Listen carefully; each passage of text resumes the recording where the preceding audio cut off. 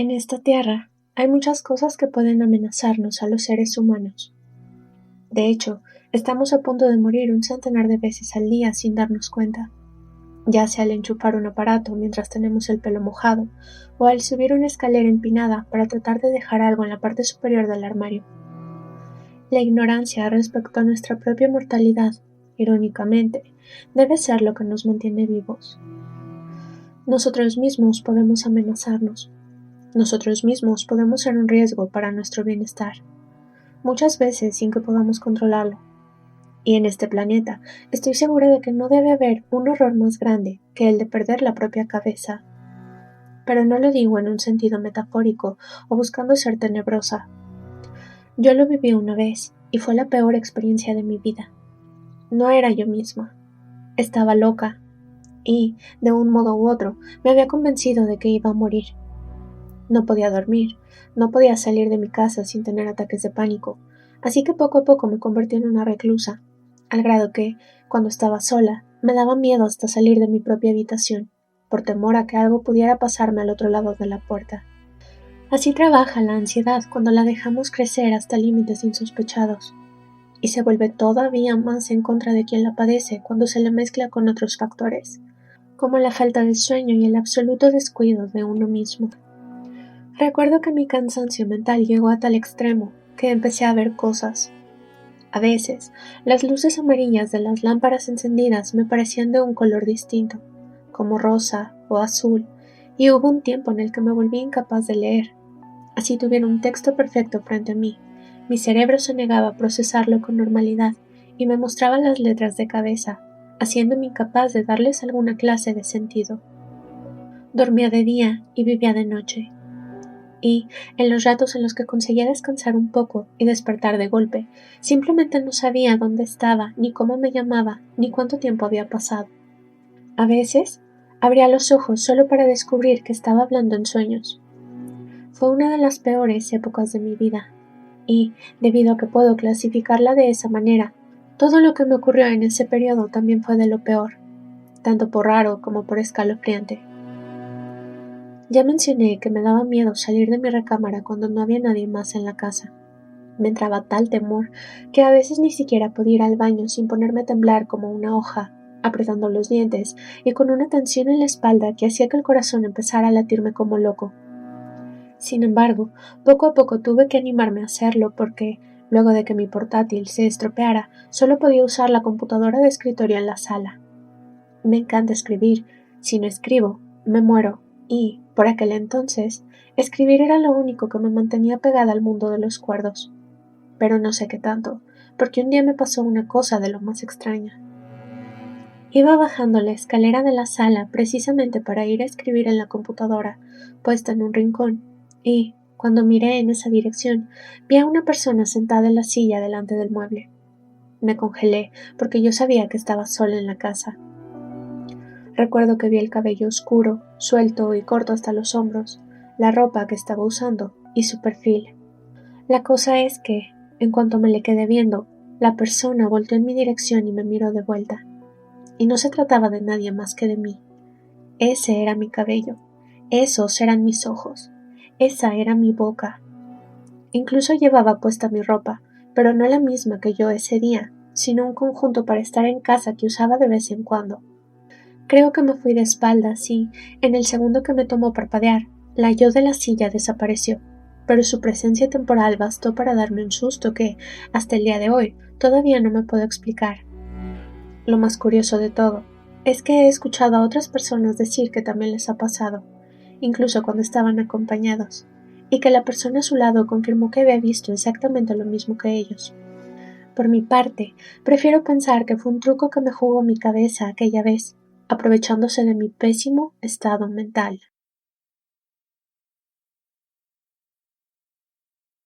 Hay una chica muerta atrapada entre los ladrillos de la pared de tu baño. Esa, delante de la que te bañas todos los días, cantando a voz en cuello usando la botella de champú como micrófono. Su exnovio fue quien la puso ahí, 30 años antes de que tú nacieras, porque no pudo soportar la rabia de que ella terminara con él a sabiendas de que merecía algo mejor. Él también sabía que ella merecía algo mejor y que él jamás podría hacerlo, por eso la detestó con todas las fuerzas de su ser. Gritó, la hostigó y la amenazó, creyendo que el miedo le haría entrar en razón. Pero ella no se doblegó y luchó con su voz hasta el último momento, cuando él le saltó encima como un león hambriento y tuvo que hacerlo con sus puños. Pero sus puños, sus uñas, sus rodillas, sus dientes, no fueron suficientes contra las manazas en su cuello, contra los fuertes pulgares apretando su garganta, ni contra los golpes de su cabeza impactando el muro a medio construir de lo que antes fue esta casa en obra negra. Una vez que se dio cuenta de lo que había hecho, entró en pánico, porque en el fondo no era más que un cobarde. La envolvió en una lona, la ató con cinta adhesiva y la empotró en el agujero, entre las tuberías, donde permanece hasta el día de hoy. Su nombre era Mabel. No muchos lo recuerdan porque no muchos se dieron cuenta de su desaparición. Las autoridades buscaron un tiempo por reportes de amigos, porque ella no tenía familia, pero se rindieron pronto cuando las pistas empezaron a no concordar y a volverse complicadas. Que él fuera hijo de alguien importante tampoco ayudó. Esos mismos amigos siguieron buscando mucho tiempo, pero hoy en día no les quedan las fuerzas para seguir haciéndolo, y tuvieron que seguir con sus vidas, dejando poco espacio para las penas grandes cuando había cosas tan buenas a su disposición listas para ser vividas. Pero Mabel no se ha ido del todo. Se quedó para cuando la persona que creyó que amaba terminó de construir la casa, y también para cuando se lo ofreció a otra mujer, una pobre incauta que terminó atrapada en una relación dolorosa y tóxica de la que ella solo pudo escapar por medio de la muerte. La segunda huyó con su hija a cuestas una tarde en la que él se tardó más en llegar. Entonces, Mabel creyó distinguir su oportunidad y, cuando el alcohol y la soledad hicieron de las suyas, empezó a aparecer ante él para torturarlo y hacerlo pedazos. En la muerte, la moral no existe. Él se colgó del barandal de las escaleras, pero el maldito no se quedó atrapado en la tierra igual que ella. Sin embargo, tampoco terminó en un lugar mejor, y ese es su único consuelo. No tienes idea de lo que ha pasado en tu hogar, porque los agentes no conseguían ponerlo a la venta y decidieron mentir un poquito. Solo te dirían la verdad si preguntabas directamente si algo raro había pasado en este lugar, pero no lo hiciste porque te maravilló la construcción y su bajo precio. Eres buena compañía, mejor que los que estuvieron aquí antes que tú, que se fueron uno tras otro al empezar a notar las cosas raras que pasan en tu casa, pero que para ti pasan completamente desapercibidas porque tienes esa bendición. Ella te observa cuando tú crees que estás a solas y te permites hacer las cosas más ridículas que se te ocurren. Te acompaña cuando la soledad se vuelve insoportable y te arrulla en los momentos difíciles, porque ella sabe de eso. Tal vez si supieras que ella está ahí te sentirías mejor contigo mismo, porque crees que alguna entidad cósmica te ha abandonado y que te gobierna la mala suerte. Puede que sea cierto, porque, técnicamente, hay un cadáver en la pared de tu baño del que no tienes ni idea, y su conciencia permanece en tu morada, muy consciente de ti, pero no tienes por qué saberlo. Tu llegada la hizo feliz. Detuvo la locura en la que estaba cayendo. La hizo consciente de sí misma al volverse consciente de ti. Y sin que te des cuenta, tu vida ha comenzado a cambiar poco a poco gracias a ella, porque tu subconsciente nota su presencia, los mimos que te hace para sanar tu soledad. Sí, hay un cadáver en la pared de tu baño que le pertenece a un alma en pena, pero quizás no sea la peor cosa que te haya pasado.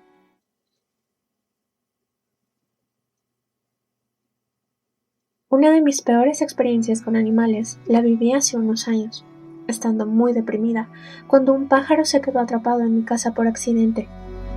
La azotea tiene un par de ventanas corredizas que solemos dejar abiertas en las épocas de más calor, y, aquella vez, el pájaro, del tamaño de una pelota de tenis, debió haber entrado por una rendija que no le sirvió para volver a salir, así que se quedó revoloteando contra las paredes y los vidrios, haciendo mucho ruido hasta que me despertó. Tengo 3 gatos en casa y, por supuesto, los 3 le echaron el ojo en cuanto se percataron de su presencia. Yo padezco de los nervios, así que me tomó un tiempo querer salir de la cama para averiguar qué era todo ese golpeteo. Pero, cuando no pude soportarlo más, fui, y quizás hubiera sido mejor no hacerlo.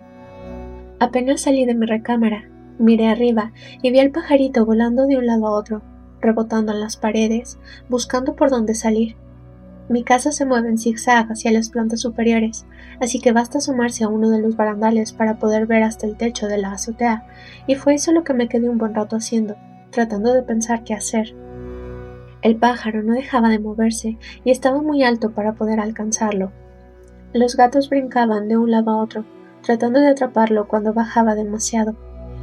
Ya una vez había terminado embarrada en sus cacerías, y tengo las cicatrices para probar que no es buena idea interrumpirlos cuando se les sale el lado salvaje.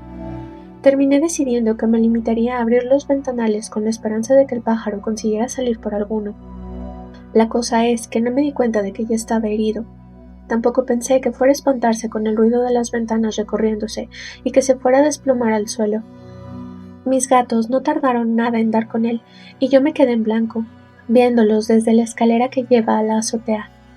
Los tres estaban tan comprimidos entre ellos que en realidad no vi nada de lo que estaba pasando con el pájaro, pero el ruido hizo que me tapara la boca y me quedara congelada ahí hasta que por fin se acabó. Al caer, el pájaro chocó con la puerta de cristal de la recámara de mis papás, pero yo no me di cuenta hasta mucho más tarde. En el vidrio, en la parte más alta, había quedado una mancha de sangre que pasó muy rápido del rojo al café. El suelo también estaba sucio, y fue algo en lo que no quise pensar hasta que en verdad tuve que limpiarlo, pero fue la mancha en el vidrio la que más me consternó. A lo mejor, por lo mismo, la dejé ahí por días hasta que por fin encontré las fuerzas para deshacerme de ella. Toda esta experiencia me dejó un mal sabor de boca que se quedó conmigo a lo largo de días. Era posible que el pájaro hubiera estado bien si no hubiera tratado de ayudarlo o si hubiera actuado diferente. Era tan pequeñito y bonito, y en un segundo simplemente dejó de estar ahí, a excepción de las manchas en el vidrio y el piso. Muchas otras veces mis gatos habían atrapado pájaros, incluso más grandes que ese, y los habíamos visto llevándoselos a lugares oscuros para comérselos, pero esta vez se sintió diferente, como si yo hubiera participado. Fue ese detalle el que me rompió el corazón y me hizo desear jamás haber salido de la cama esa mañana.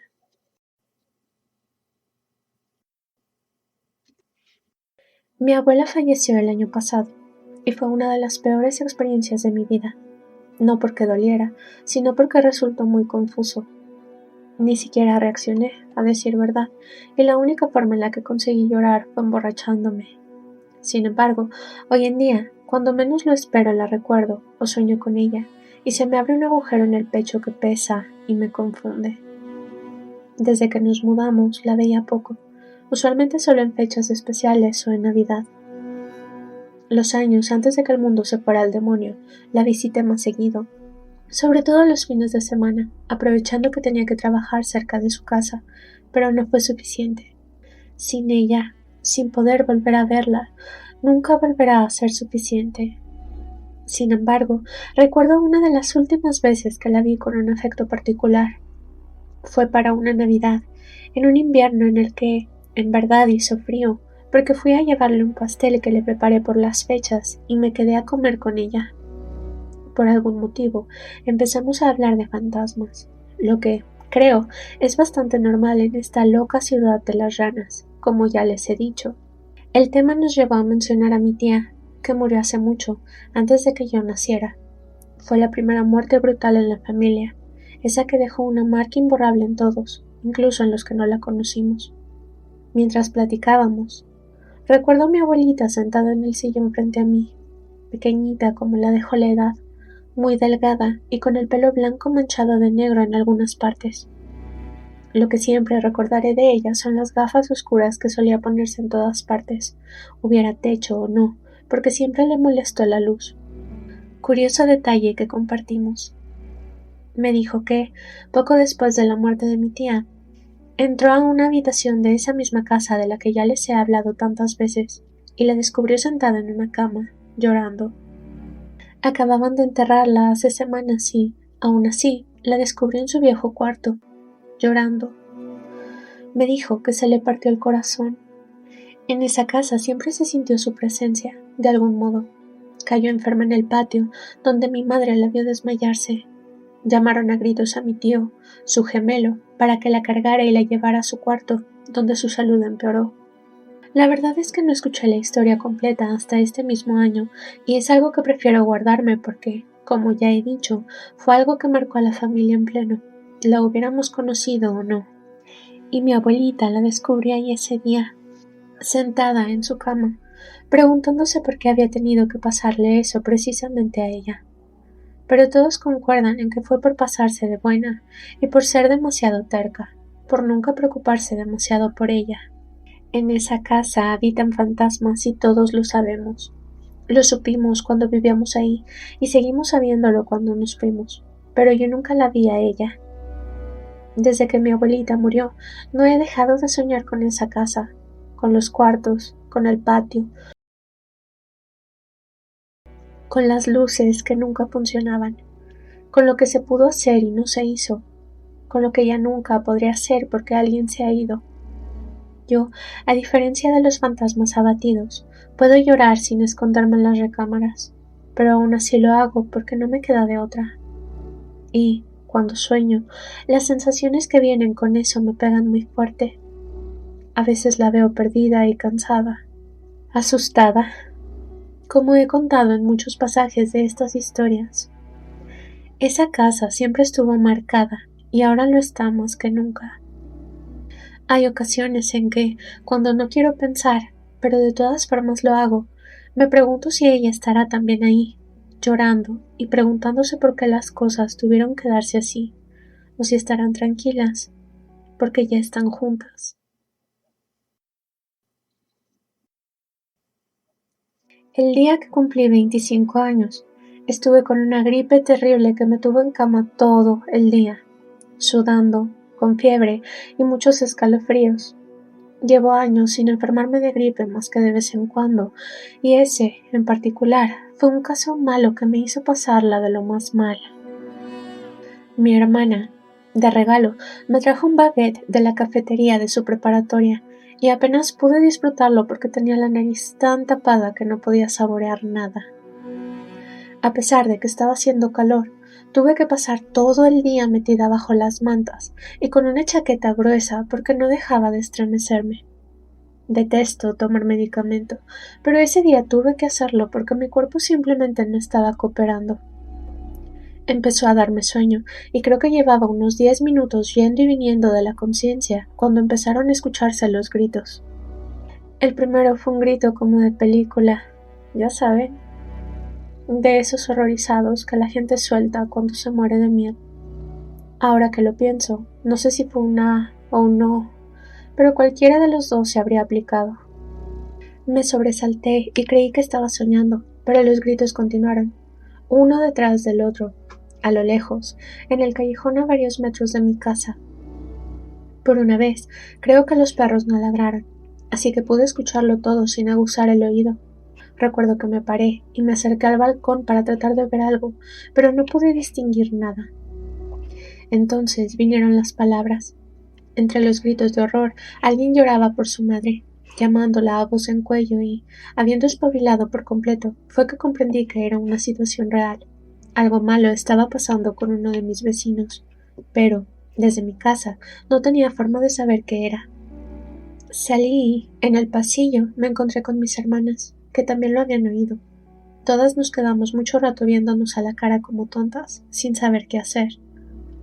Mi madre todavía no había llegado del trabajo y mi papá estaba en otro lugar de la casa, así que nos apiñamos las tres en la sala, escuchando los gritos.